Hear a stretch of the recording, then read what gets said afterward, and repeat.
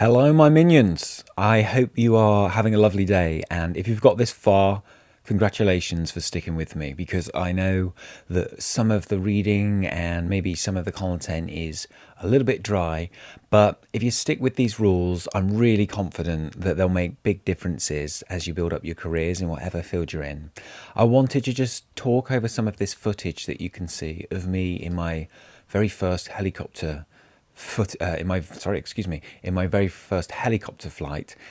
This was in Denmark, and I was 21, 22, and I've talked about this before in some of the content, but I just want to, talk through how I made this happen, because quite often in my career, people from an outside have sort of been, quite in awe of things that I've done, like being these helicopters and things like that. But really, it was just the rules in this employability guide, and which helped me make the small steps to make these bigger leaps. And I remember how this came about. What happened was our university had lots of different creative courses and technical courses. And one day I was filming a documentary. I was actually producing a documentary for part of our coursework. And my focus was on that all day. And we had a cameraman from another course.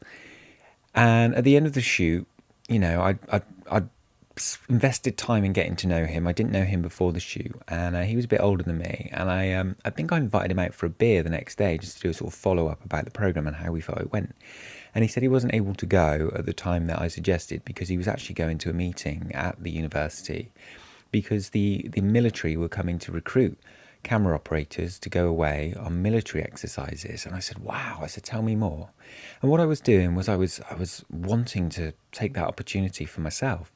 So he told me about, the 3 or 4 times around Europe each year there are these military courses where they get all the different ships from NATO together and all the submarines and aircraft, and they basically have a pretend war. Which just sounded awesome. And they bring along camera operators and journalists, and then they make news stories, and they basically, tell stories as though it's a real war, and that acts as training for captains and admirals and other staff members. It's stick a camera in someone's face and they're under pressure. And he informed me that unfortunately I wasn't able to attend the meeting because they were only recruiting from the technical course, and I was on the more creative writing, directing course. But I didn't let that stop me. So what I did the next day is I went and found out as much information as I could about this talk and about the person coming. The person coming to do the talk was a guy called Rupert, a great guy called Rupert. So once again, I'm taking small actions. And I thought to myself, do you know what? I'm going to put myself into that room, and I'm just going to listen for experience. I might not be able to go because I'm on the wrong course, but I do know how to film because I've taught myself how to film, and I've done those things in other times gone by in other businesses. And I've invested a lot of time in those skills. So actually I might be of some use, but either way, it'll be useful to just go and see what it's like when a recruiter comes to a university. And so I went along. It was about 4 o'clock in the afternoon. And I can't remember the guy's name who made the documentary with us, but he actually wasn't there. There was about 30 people there. So we had a very passionate introduction to what the military were after by Rupert.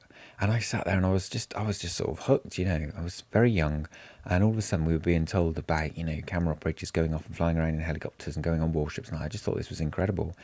And I was sort of leaning forwards, and I was, my eyes were wide open, and I think Rupert could see that I was really passionate about this project.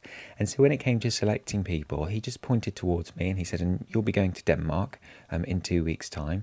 And then he pointed to the next person and said, you're going to go to Scotland. And before I knew it, I'd been selected to go, and I hadn't done anything apart from find out about the opportunity as much as I could, find out about the person coming to do the talk, and get myself into a room at university and sit there and passionately engage with my body manner as to what this whole project was about. And over the years, I've had stories from friends who were on those technical courses, and they've said, oh, I really wish I got to do what you got to do. Because what happened was it led to a job after university, and I spent 2 years on and off travelling around, working in helicopters and working on warships and filming, and then that led to my next job at ITN. And I was often confused as to why other friends hadn't taken those opportunities. Maybe they didn't know about the meeting. Maybe they, were too busy. But for example, the person who did know about it, he didn't make it to the meeting. Now, maybe something else came up, but he was someone who wanted to be a camera operator, who wanted to be paid to do this job. However, at that time, it must have fallen down his radar on that day. Whereas for me, that was the most important thing, for my day, was to get into that room. Didn't matter how many other things I did. I'm making this podcast it's about 8 o'clock in the morning, and we've got up at 6, and I've got lots of client work to do for my company, Sunflower Film and Creative Agency. But making this narration for this video so that I can finish my guides is the top of my list, no matter how busy I am. Because what you have to do when you're building a career is you have to identify what is the most important thing in the day, because it's very easy to get very busy and to fulfill lots of work, but then not do the very important thing that can help you move your career hugely forward. It's easy to do the small things for everyone else and forget about the small things to help build your career. So in making this short video, I want you to take that away from this, that small things and also doing the small things for yourself first, ideally, by doing them a bit earlier in the day, can really help build. Now, this meeting that I went to was later in the day, but it would have been very easy to get caught up in the busyness of university and the projects. But I made sure my focus was on the right thing, and that was to get a job whilst I was either at university or leaving. And we see a lot of people wait until they finish their degree, then they have 3 or 4 months sort of floating around, not really sure what to do, and then they come along and they knock on our door and they say, I'm ready to work now. And they flash their piece of paper from their degree, but they haven't got the core competencies. And I think that's a shame, and that's why it's been brilliant if you've invested in this guide, and I hope that you're finding use for it. But I wanted to illustrate how powerful these small steps and rules can be. So just to finalise the story, what happened was I went to Denmark 2 weeks later, and the course was 2 weeks. The military exercise course was 2 weeks, and we were taken for a week. And then what was going to happen, there was about 10 of us from our university, and then we were going to go home, I think, on the Friday after about 6 or 7 days. And then a new group from our university were going to come and do the second week. But I found this such an incredible opportunity. I was just really happy because I was doing the job that I wanted to be doing, or was very close to doing the job. And so I was just getting up very, very early. If we went out and filmed, what was happening is we would give our tapes then to the journalists, and they would transcribe them and transcribe what's called the time codes so that they could find the best bits for their news programmes. And what would happen is we'd maybe get up at sort of 7 a.m, have some breakfast, and then we'd go out filming for the day. Sometimes we were out on the sea for 6 or 7 hours, or sometimes we were filming in different parts of the country. And usually what would happen is we get back and the camera people would just want to go and have a drink or relax. And I would come back and I'd say to myself, well, these journalists now, they need, they need these time codes transcribing, and actually I can save them maybe half an hour by sitting here and doing it for them.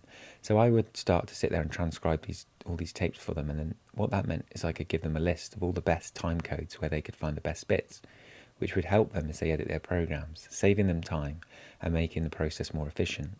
And one day, the person in charge, not Rupert, another person, the person who was about 40, who was a program producer, came over, and he said, leave those tapes alone, you shouldn't be messing around with them, stop looking at them for your own showreel purposes. And I said, no, David, what I'm trying to do is save time for the journalists by transcoding the time codes so that they can, pick the best bits. And he was really surprised because all the other camera people had sort of gone off to the bar for a drink, and there I was, trying to help someone else further down the line, someone I didn't really know or have a relationship, but I knew that I could help them do their job. And he was very impressed by that attitude, and it might seem quite small, but when you're in a group of people where, say, 95% of people are, doing what they need to do, and then sort of saying, well, that's my job done, I've filmed, I'm done. What happens is you stand out, and I stood out in that situation. And so after about 6 days of those sorts of behaviours, he said to Rupert, look, when everyone else leaves on Friday, I want to keep Alistair because he's proving a really valuable team member, and he's really helping us get these programmes created faster. And then what we were doing is we were sending them over satellite to NATO headquarters, and where the admirals and generals and captains were watching them to review the progress of the military exercise. So very important things. And he said to me, if you keep that attitude up and you keep this quality of work, you'll be a producer at the BBC one day. And I sort of laughed. I thought, no, that's not he's pulling my leg. But within a year and a half of university, I was producing programs at ITN, which is the equivalent of the BBC, really, just on our Channel 3. And it's funny because all I was doing was getting up, filming, being passionate, having a good time, and then helping the next person do their job. And I got to stay, and I wasn't the camera person. And all these camera people from my university they got sent home. I remember one of them was moaning about 12 o'clock in the morning, 12 noon, and sort of saying, "Oh God, I'm so tired. I had to get up at 6 a.m. again today." And I was thinking, but that's your job. That's what you want to do. That's what you're paying thousands of pounds to do. I don't understand it. Maybe they weren't right for that role. And then I did that course, and that was very successful for me. And so Rupert came back to me and said, "What are you doing now you're leaving university?" And I had a healthcare project that was getting off the ground. And I said, "Well, I've got some work on that I'm doing, but I've also got a lot of free time." And he employed me, and I basically got paid around £2,000, plus I got to buy some equipment, which they would pay me for, like a hire fee. And so I was straight out of university. I was then going away for 2 weeks at a time to either Scotland, Denmark, Norway, or places like Sardinia. And I was having all my food paid for. I was having my expenses paid for. I was flying on private planes. I was filming warships and pretend war games. I was working with professional people, and I was developing my skill set, and I was getting paid a really great sum of money. And that meant I could be basically freelance for the next 18 months. And I just kept getting asked back. Every 3 months it would be another course, and I would get back and I would travel. And it just came from, there was no magic.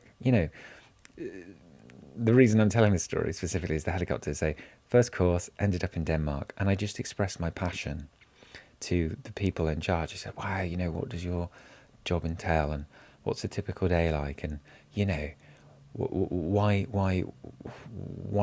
are people working on this project and that project, and how do their jobs work, and can I come and look at this, and can I sit next to you at lunchtime, because actually I'm really interested in something you said." And and then you find yourself sat next to a helicopter crew, and they're talking about a broken chair and a helicopter and how they're going to fix it. So you pipe up and you say, "Oh my God, did chairs really break in helicopters? And when pilots are trying to land, the chair shifts, and wow, I mean, does that really happen?" What they could see was, these military personnel, they could see a passion for what was in front of me and the opportunity. And so one day when we were on the deck of a warship and there was a fighter plane flying over and we were filming, all of a sudden, a cameraman who was supposed to be flying around in a helicopter to get ships of the fleet, as you can see here, he got stuck on the other side of the ship. And so a man named Kurt, I think his name was, who was a military commander, grabbed me by the scruff of the neck, and I was on the very top platform of the ship. And he said, "Come with me, you're going on a helicopter flight in 5 minutes." And I was, what? And I was dragged across the ship, literally by the scruff of my neck.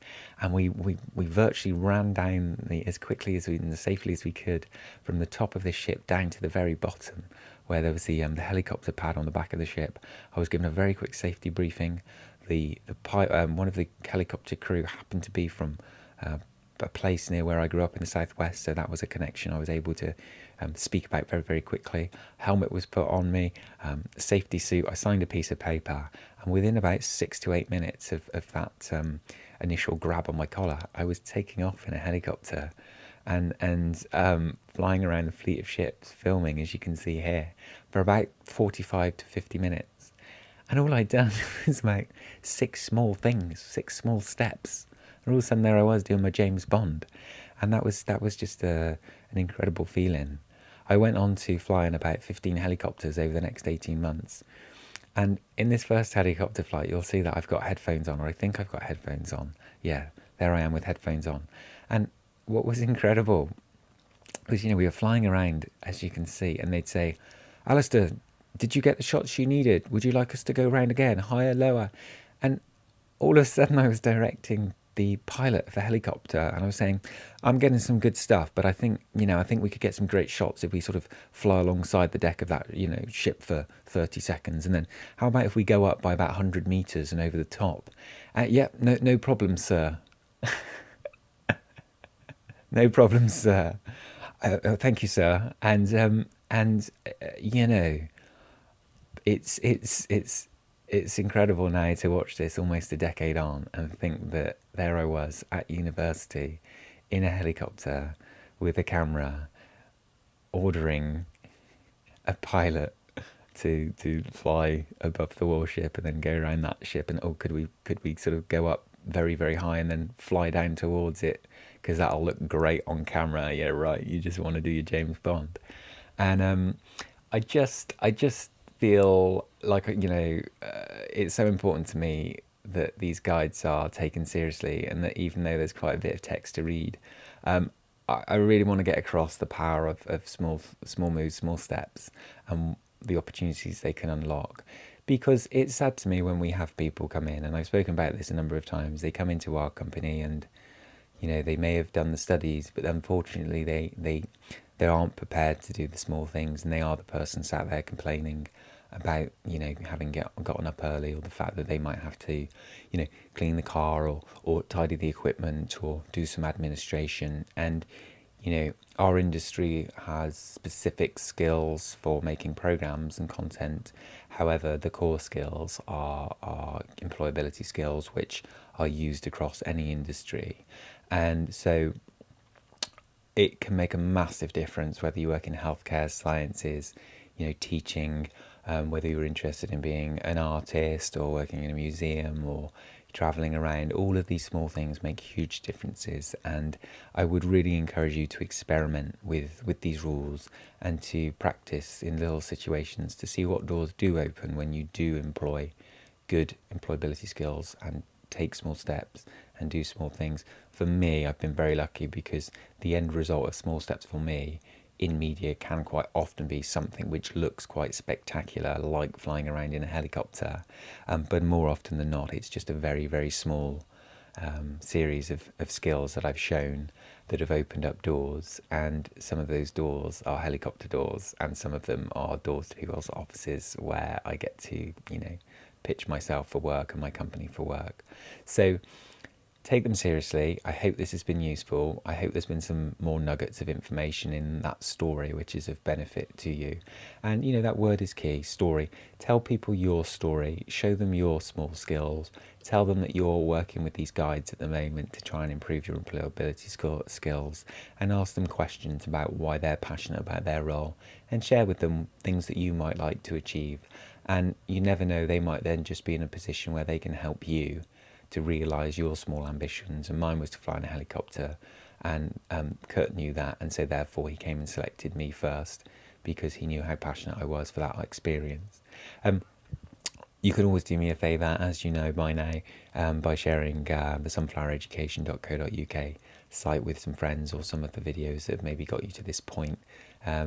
These videos are probably locked on private, but certainly the YouTube videos, or a quote or a comment on any social media with any friends you think this could be useful for, we'd really appreciate it, as that helps support us as we try and grow this. Any feedback is also welcome on the Facebook page. It's if you type in employability resources from Sunflower Education, we'll always try and get back to you or take your feedback on board. I hope the guides are proving useful, and I hope little stories like this give you the inspiration, hopefully the confidence to realise that you can achieve whatever you set your mind to if you're focused and you take small steps. Thanks a lot. Enjoy your day. All the best.